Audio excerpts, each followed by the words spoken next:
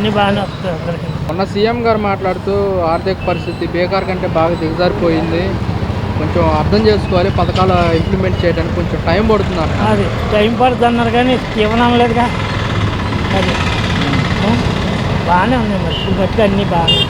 Okay, మరి ఇప్పుడు పథకాలు అమలు చేసే గ్యాప్ వస్తుంది కదా, ప్రజలకి ఏమన్నా వ్యతిరేకత ఏమన్నా వచ్చే అవకాశం? అదేం లేదు, ఇష్టమే కావాలి వాళ్ళకి. ఇవాళ కావచ్చు రేపన్నా సరే ఇష్టమే కావాలి వాళ్ళకి. అది లేదు నాకు ఇవ్వలేదని మొరాయించి వాళ్ళు ఎవరు లేరు. ఇవాళకైతే రేపన్నా వస్తుందిలే, వాళ్ళకే తెలుసుగా ఇబ్బందుల్లో ఉన్నారన్న సంగతి. ఇచ్చుకున్న పథకాలు తీసుకున్న వాళ్ళకి కూడా తెలుసు ఇబ్బందుల్లో ఉన్నారని చెప్పేసి. మరి ఇప్పుడు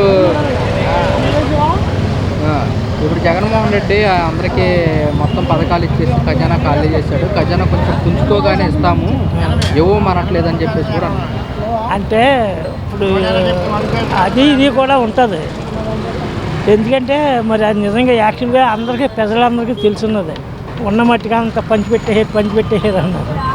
మరి అవన్నీ వీళ్ళు పూడ్చుకోవాలిగా, పూడ్చుకుని మళ్ళీ అన్ని వరుసగా ఇస్తున్నారు. కొన్ని పథకాలు ఇస్తున్నారు కాబట్టి కొన్ని ఇస్తున్నారు, కొంతమందికి ఇస్తున్నారు. కేంద్రం మనకి నిధులు ఇచ్చింది అమరావతికి, అలాగే స్టీల్ ప్లాంట్కు, ఆ నిధులను మన పథకాలకి మళ్లించలేము అని చెప్పేసి కూడా సీఎం గారు అంటున్నారు.